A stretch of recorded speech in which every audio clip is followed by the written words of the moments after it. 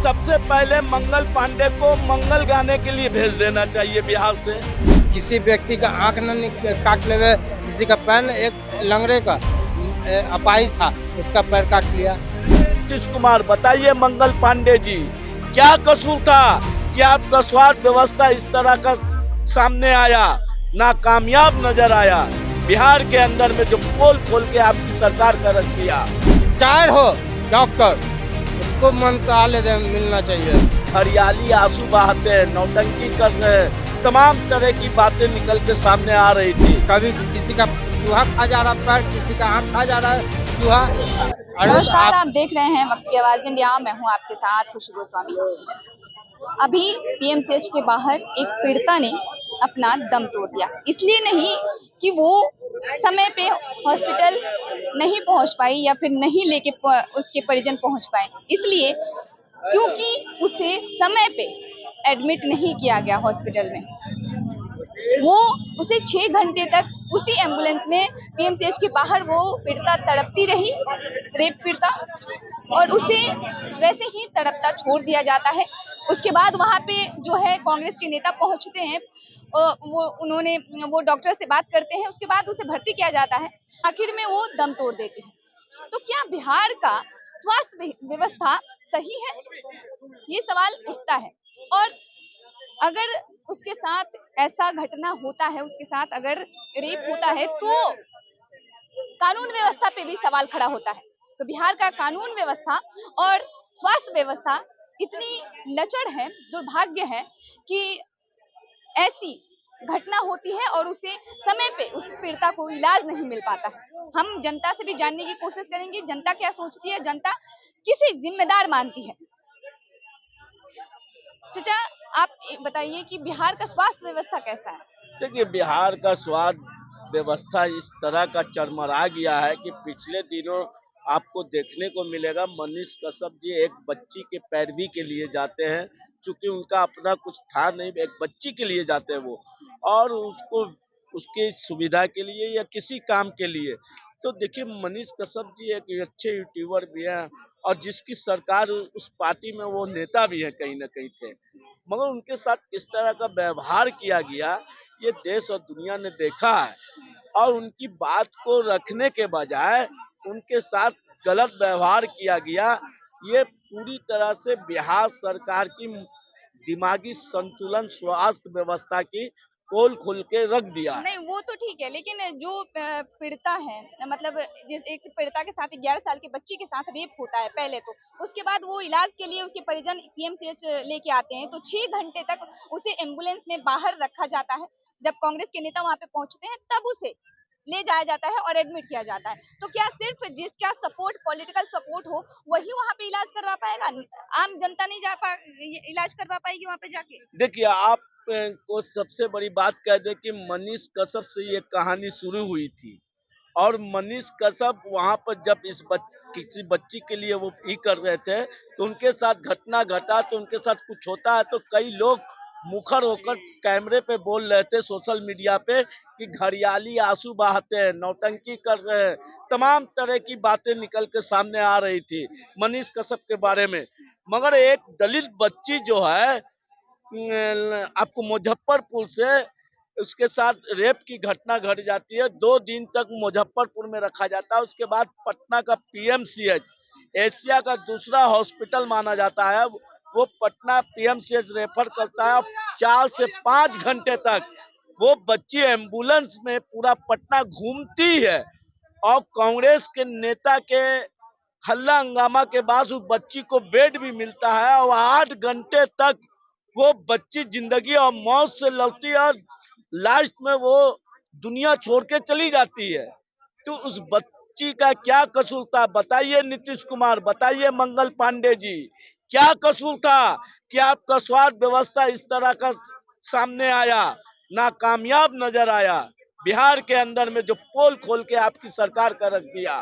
20 सालों में कौन सा व्यवस्था शिक्षा पर, स्वास्थ्य पर, रोजगार पर, पलायन पर या किसी इंडस्ट्री पे क्यों नहीं लगा पाए? बिहार पूछता है, भारत पूछता है, मगर वही मनीष कश्यप जब पूछता है तो कुछ लोगों को लगता है कि घड़ियाली आंसू बहा रहे हैं। अरे मनीष कश्यप आज उनका देख रहे थे, स्टील प्लांट में गए थे। जो स्टील प्लांट मोदी जी के कहने पर सुनने में आता है कि चालू हुआ, वो स्टील प्लांट फिर से बंद हो गया। तो मनीष कश्यप जी एक बार फिर बेड़ा उठाए हैं बिहार के युवाओं के लिए, गरीबों के लिए, शोषितों के लिए। उनकी आवाज और उनका लक्ष्य है, एक सोशल मीडिया का जो लक्ष्य होता है मैडम, गांव की आवाज को शहर तक पहुंचाना और शहर की आवाज को दिल्ली तक पहुंचाना। और बिहार की जनता की बदहाली जो है 20 सालों में, वो आपको लोग दिखा रहे हैं, देखना होगा।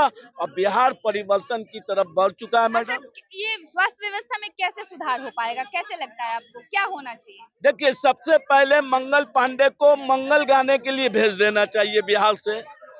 और सबसे पहले बताइए, अब मंगल पांडे की जगह किसी और को आप स्वास्थ्य मंत्री बनाइए।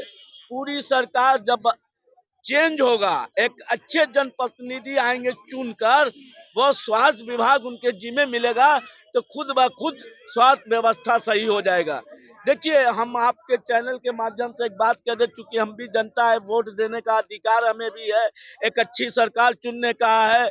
मगर हम लोगों से ही निवेदन करेंगे, गुजारिश करेंगे, अपील करेंगे कि आप वोट देने वक्त जाति, धर्म, मजहब से ऊपर उठकर वोट करे। एक अच्छे जनप्रतिनिधि को वोट करे, जो आपकी आवाज को सदन में रखे, आपके स्वास्थ्य व्यवस्था को सही करे, शिक्षा को सही रखे, रोजगार दिलाने में कामयाब रहे, पलायन रोकने में कामयाब रहे, इंडस्ट्री लगाने की बात करे, तमाम बुनियादी मसले पर जो बात करे उसको आप वोट करें, हिंदू मुसलमान ना करें। पीएमसीएच में देखा गया कि एक रेप पीड़िता एम्बुलेंस में तड़पती है 6 घंटे तक, और उसके बाद लास्ट में वो दम तोड़ देती है। जब कांग्रेस के नेता आते हैं तब उसे एडमिट किया जाता है, और नहीं तो फिर मतलब वहां पे वो 8 घंटे तक 6 घंटे तक तड़पती रहती है, लेकिन उसे इलाज सही ढंग से नहीं मिल पाता है। कैसा, मतलब क्यों, क्या मतलब सुधर पाएगा स्वास्थ्य व्यवस्था कि ऐसे ही रहने वाला है? देखिए, सबसे पहले कि कुटनी विधानसभा का मामला है, वहाँ के विधायक का सबसे पहले इस्तीफा देना चाहिए। सेकंड में मंगल पांडे को, मंगल पांडे जब से ये स्वास्थ्य जिम्मा ली है, कभी किसी का चूहा खा जा रहा पैर, किसी का आँख खा जा रहा है चूहा। अरे तो आपका डॉक्टर क्या कर रहा है? आपका जो देख रेख करता है NMCH PMCH में, वो क्या कर रहा है? कठपुतली है क्या? खाली लाठी लेके खड़ा रहता है? अरे आप चूहा देने का दवा दीजिए, चूहा मर जाए।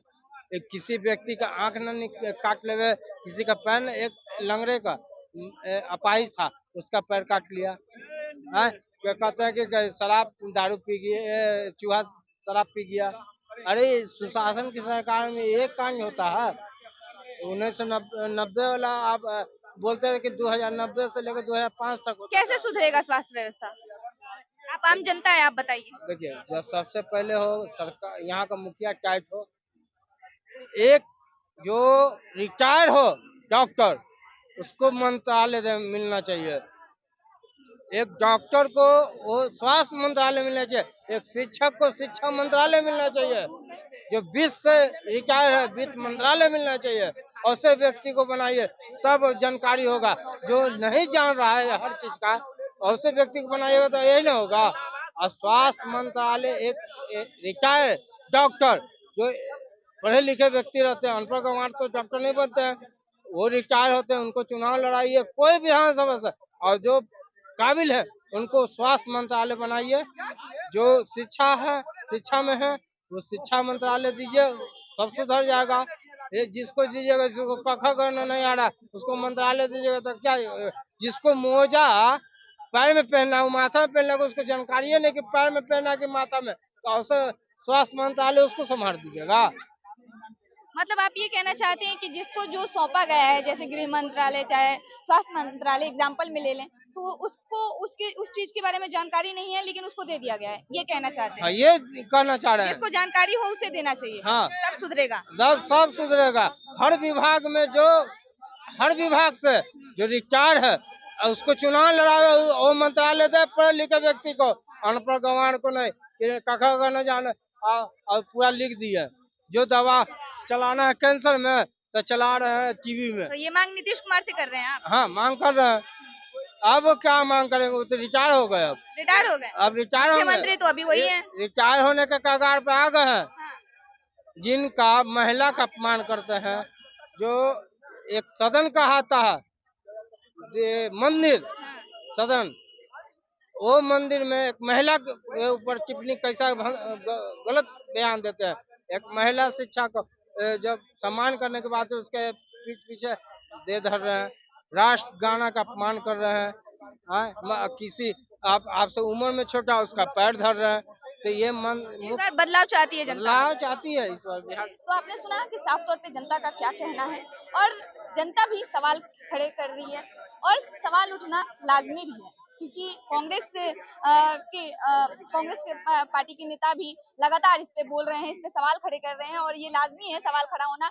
जिस तरीके से उस बच्ची की वो बच्ची दम तोड़ देती है पीएमसीएच में और उसका इलाज समय पे नहीं हो पाता है, और दूसरा सवाल स्वास्थ्य व्यवस्था के साथ साथ कानून व्यवस्था पे भी खड़ा होता है, क्योंकि अगर कानून व्यवस्था सही होती और प्रशासन अगर सही समय पे पहुंच पाती तो शायद ऐसा घटना जो है वो उस बच्ची के साथ नहीं होता।